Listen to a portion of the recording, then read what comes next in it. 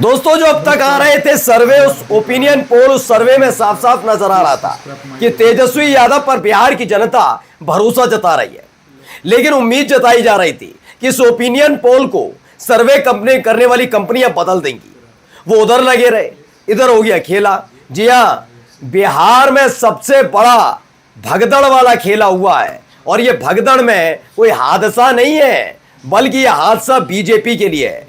Bharatiya Janata party के नेताओं ने पार्टी छोड़ दी, जेडीयू के नेताओं ने पार्टी छोड़ दी। और तो और खबर यह निकल कर आई, एनडीए के एक बड़े घटक दल ने बीजेपी को लात मार दी और आरजेडी के साथ आ गया। खबर यह भी है कि एआईएमआईएम भी साथ आने के लिए पूरी तरह से तैयार है। यानी तेजस्वी यादव का जलवा पूरे बिहार में देखने को मिल रहा है। अब बीजेपी वाले हैरान हैं कि ओपिनियन पोल और सर्वे बदलवाएं या फिर अपनी हालत को सुधारें। नमस्कार, मैं हूं प्रज्वल गौतम और आप देख रहे हैं टाइम्स एक्सप्रेस। आपको याद है, मैं लगातार फरवरी के बाद से ही आपको लगातार एक एक सर्वे दिखा रहा हूं, ओपिनियन पोल।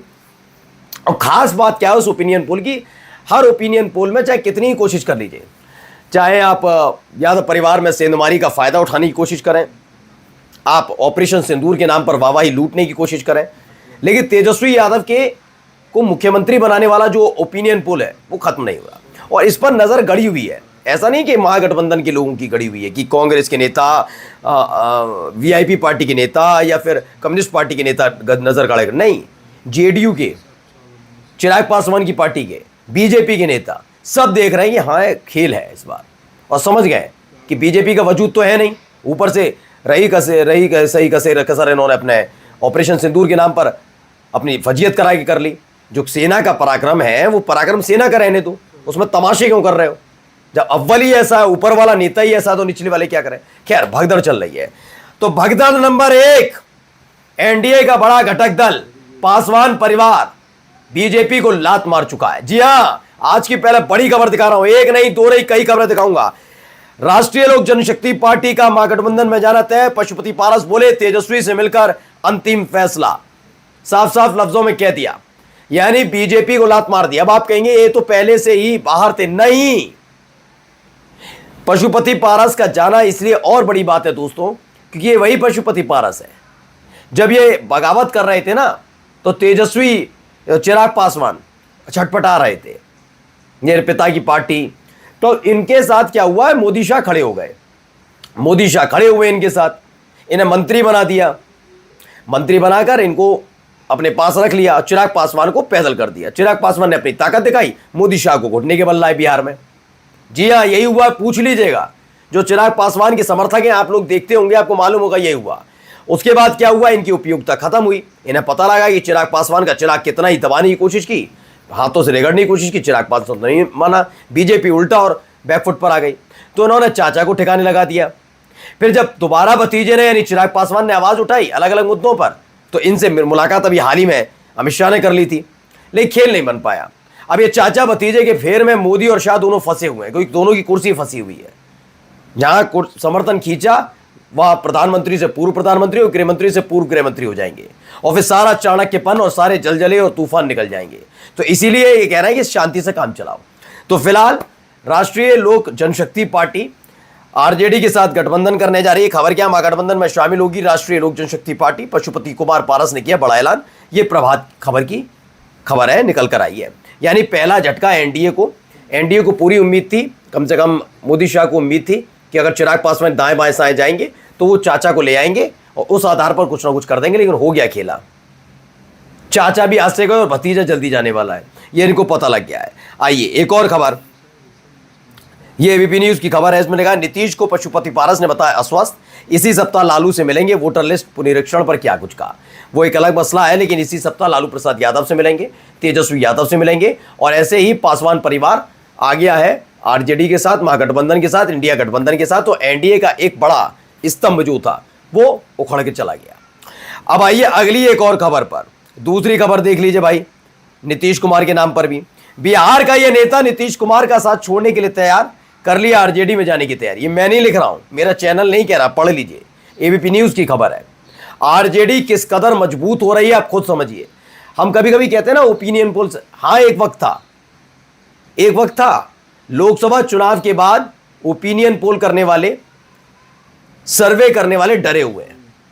क्योंकि इससे पहले क्या हो रहा था ना, 2014 के बाद से एक डर बैठ गया था इनके अंदर। आका को खुश नहीं किया तो सर्वे वाली कंपनी पे ईडी, सीबीआई, इनकम टैक्स छापा मार देगी। कहां से करते हो सर्वे, कैसे करते हो सर्वे, कहां से आता है फंड, कैसे लेते हो पैसा, तो ये तमाम चीजें। तो वो डर गए।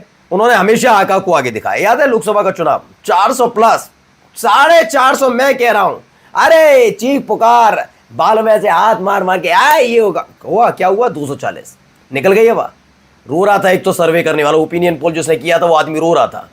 उसकी फजीहत करा दी मोदी शाह ने मिलकर। डरा डरा के सर्वे कराए जाते थे। अब देखिए वो स्पष्ट सर्वे कर रहा है और स्पष्ट सर्वे में पता लग रहा है तेजस्वी यादव बिहार के मुख्यमंत्री बनेंगे। उन्होंने कह दिया अब इसमें कुछ नहीं कर सकते, चलाओ मत चलाओ, इसलिए उस पर ज्यादा बहस नहीं करती। आपने देखा हो इस दौर में पिछले 3-4 महीने में कई ओपिनियन पोल आ गए, एक भी गोदी चैनल ने उस पर डिबेट नहीं की होगी। वो कह रहे हैं जब कोई बीजेपी का नेता बल आ जाएगा या एनडीए का ही आ जाए तब हम करेंगे।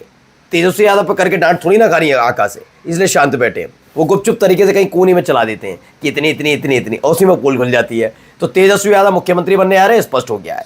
अब इसीलिए आरजेडी के नेताओं ने जाने की तैयारी, वो जेडीयू के नेताओं ने जाने की तैयारी करी, आरजेडी जा रहे हैं सारे के सारे। क्योंकि भाई विधायक रहना चाहेगा ना, वो ये थोड़ी ना चाहेगा कि मैं रास्ते पे आ जाऊं। कोई बांध के थोड़ी गांठ थोड़ी ना बांध के लाया मोदी शाह के साथ या फिर नीतीश कुमार के साथ। क्या लिखा है पढ़िए, इसमें खबर बताई गई है। मुस्लिम समुदाय के प्रभावशाली नेता और जेडीयू के पूर्व एमएलसी सलमान रागी मुन्ना 9 जुलाई को आरजेडी में शामिल होने जा रहे हैं। वह कानून के खिलाफ नाराजगी जताते हुए सलमान रागी मुन्ना ने फैसला लिया है।